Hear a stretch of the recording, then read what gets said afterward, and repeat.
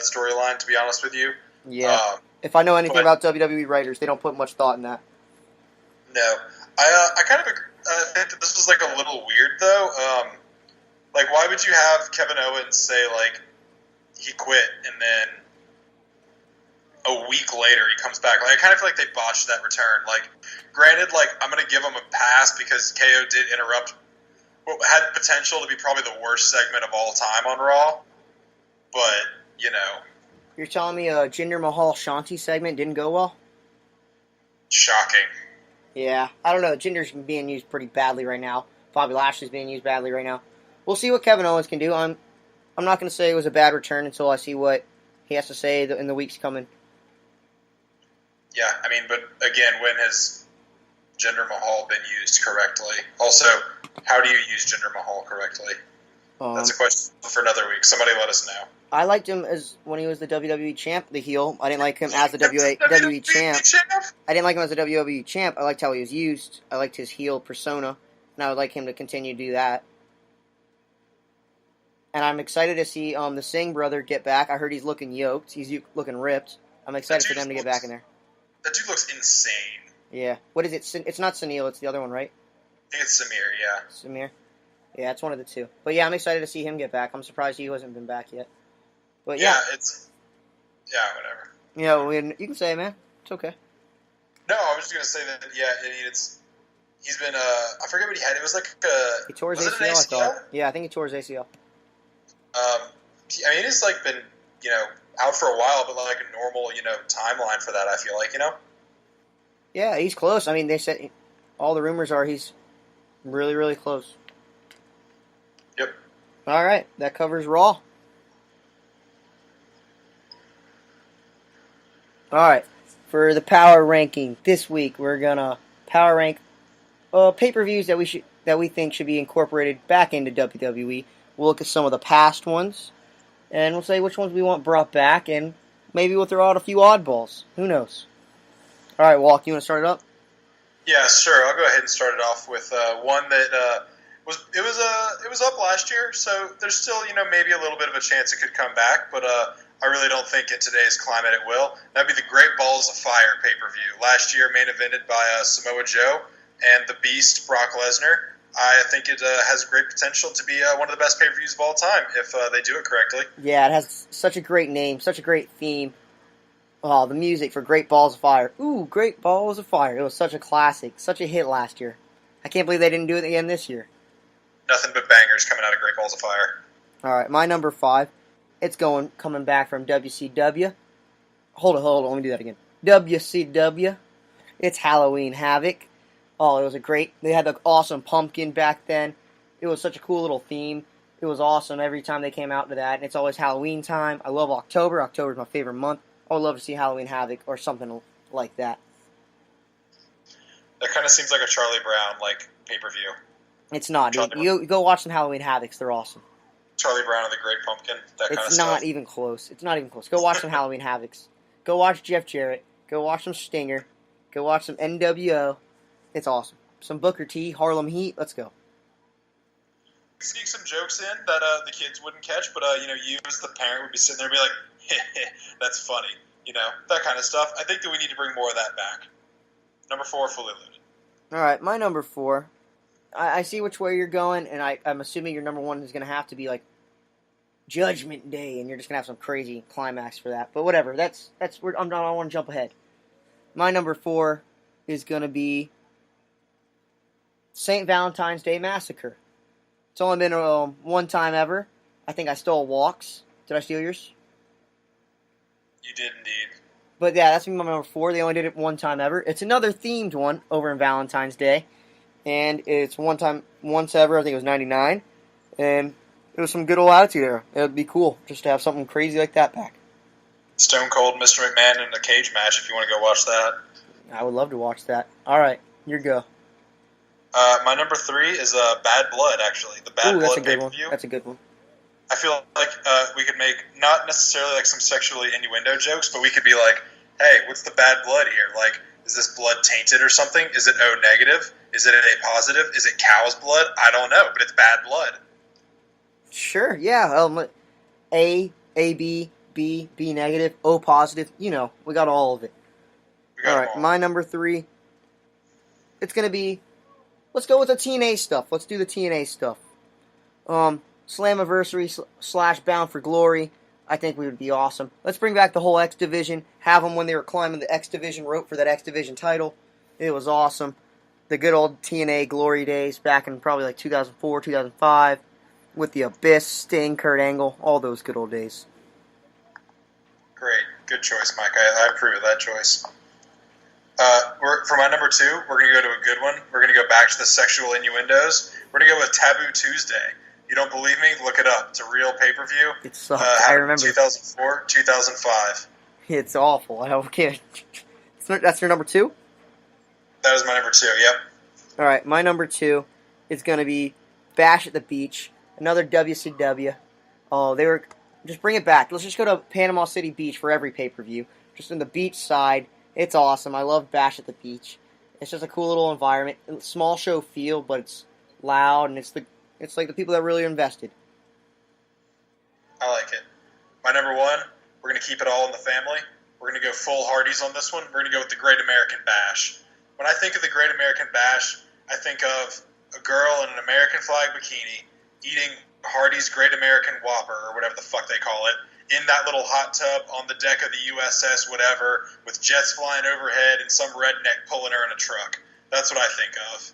I thought for sure you were going to... Well, first off, it's Burger King does the Whopper. I don't know if you ever heard of this place, Burger King. It's pretty well known. Whatever. Hardy's is better. I thought for sure, number 1, you were going to take King of the Ring. So I guess I have to take King of the Ring. So my number 1, I'm going to have a 1A and 1B. Is that fair? Because I thought you were taking King of the Ring. Go ahead. King of the Ring. King of the Ring will be my honorable mention, but it can be your 1A. Oh, King of the Ring was number 1 for me, for sure. I love the tournament style, King of the Ring. It's always promotes the next big star. I love having the chair. It got Stone Cold over. It got Kurt Angle over. Brock Lesnar, I think, won it. It was good. Even Visceral won it when he was King Mabel. Oh, yeah. Forgot about that. All right, my number 1B is the in-your-house shows. I love the in-your-house shows. Yeah, I think WWE needs to go back to that more style, like what they're doing the Melbourne thing. Let's do something similar to that, just kind of the old school stuff. I love the in-your-house stuff. They always put on some good shows. They were always hosted by DX. They were awesome. I'll say I'll go ahead and add a caveat to my honorable mention of King of the Ring. King of the Ring is the one I actually want to see brought back. Yeah, I do really want to see King of the Ring. All right, anything we left off you want to honorable mention? It's still going, but make WrestleMania great again. That's all I have to say. We need more WrestleManias. All right, fair enough. My honorable mention's got to be Starrcade, another WCW classic. And maybe, this is not a pay-per-view, so I didn't put it on there. Maybe bring back Saturday Night Main Event. Sunday Night Heat, maybe? Ooh, Sunday Night Heat would be a good one. Sunday Night Heat would be electric. All right, there's the power rankings. Let's go ahead and jump into SmackDown. Let's just go ahead and jump right into it. So, Mike, let me ask you something. Well, hit me, brother. So, what did you think of Miss Becky Lynch and Charlotte's interview? I, for one, wasn't a fan. I thought it got cut off a little short. I thought it could have went a little longer, and it could have grabbed a lot more heat. And I kind of wish it was in person because the crowd was really hot for Becky, and I thought it could have been better. Well, let me tell you something, sir. Boy, do we have something to debate about, because I thought it was exactly what this show needed at this point. These two, the past 3 times we've seen them, what have they been doing? They've just been going at each other, fighting tooth and nail, brawls fit for TV, and finally, Becky Lynch gets to, again, say what's on her mind. And I love every second of it, because I think Becky Lynch actually understands her character very well, and I think she not expanded on it, but kind of gave us a little bit of insight into that, and I really liked it. And I think that if WWE Creative is any sort of smart and is creative, I think that they will take Becky Lynch and not make her like a cookie-cutter heel, to where, she just does heel things and associates with all the other heels and that kind of thing. Mm-hmm. But, because she only has a vendetta against her friend Charlotte. She has no reason to hate every other face on the roster. I mean, So I think if they kind of made her like, a three-dimensional character and was like, okay, she's angry that Charlotte stole her title and stole her thunder, but she still is friends with like Naomi and all the other faces, then I think that has a lot of potential to be a very compelling story. Just make her out to win the championship, right? Yeah. All right, yeah, I agree. I thought it was neat. I thought Charlotte did really well, and I thought Becky played her part really well. I didn't think it was bad. I just wish it could have drew a little more heat. It didn't necessarily add anything for me. Okay, that's fair. We will move on to this point, and so Mike, I have a new show idea to pitch for you. Pretend you're an executive at WWE Network and think about if you like my show or not. All right, okay? Camp WWE Season 3, is that it? Yes. All right, that's what I want. More fart jokes, more really bad humor. I'm Vince McMahon. Yes, that's it. Okay, all right. So, Vince, Mr. McMahon, I have an idea for a show on the WWE Network called The Fabulous Truth. All right. Okay. So, let me tell you, all this show is going to be, we're going to put Carmella, we're going to put R-Truth together, we're just going to give them a camera, we're going to see what happens. Yeah, I like that show idea a lot, but you got to make Roman look strong. Okay, well, we'll make R-Truth wear like a Roman t-shirt or something like that, I don't know. Yeah, you got to really make Roman look strong. That's like the biggest thing. Okay, and he's got to get over. We'll he's the most over. Have you seen his beautiful body? Have you seen that beautiful brown hair he has? Gosh, it's so luscious.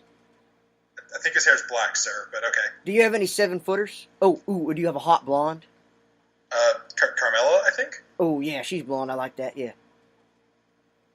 So, yeah, I very well and truly believe that Carmella and R-Truth, their little, it's not a feud, it's whatever the hell it is hilarious, and I can't get enough of it every week on SmackDown, and just when I thought it was getting stale this week, they actually involved Carmella in it, and they brought Maurice and all them in, and it was fucking hilarious. I thought it was and then they made R-Truth out to look like the actual genius in the whole thing at the end, which I thought just made it even better. I liked how, the crowd got really hot for R-Truth and Miz at the end. I thought the crowd was electric, especially for R-Truth. I did not expect R-Truth to be able to get a reaction like that in a main event, let alone get him a main event. But it was awesome. It was cool to see. It was something special. One thing I also liked was Miz roasting R-Truth. He said, "Hey, Truth, when was the last time we teamed together?" And R-Truth said, 7 years ago. And Miz says, "Oh, so the last time you were relevant?" The biggest burn of the year. Burn of the year. I'm not going to say year. I'm going to say burn of the week. That's going to be Mike's burn of the week. Mike's burn of the week. I think my line of the week goes to Corey Graves for saying that R-Truth has been asking what's up for 20 years and no one's answered him yet. Yeah, we need to go to a show and definitely answer R-Truth. He's going to say, "What's up?" And I'm going to be like, "Not much, man. What about you?" And he's going to be like, "Hey, I appreciate you finally answering me." Yeah, we're just going to keep going. "Not much." What do you say? "What's up?" "Not much." "What's up?" "Not much." Not much. Yep, I like it. We got it. We could be wrestlers, Mike. I could definitely be a wrestler. I think so. Anyway, so I truly and well believe that Jeff Hardy's going to kill himself at Hell in a Cell. Yeah, that's very possible. That crazy son of a bitch is going to do something to either end his career or just straight up kill himself because, I don't know, for some reason, adrenaline shots straight to his ass just don't do it for him anymore. I agree. I don't know what Jeff Hardy's got in mind, but yeah, he's crazy, and we've known this for a while. Jeff Hardy's just a psychopath. He loves to hurt himself. This is not news, but, it's still just concerning a little bit, honestly. I love Jeff. I love Hardy. Team Extreme, baby. Team Extreme till I die.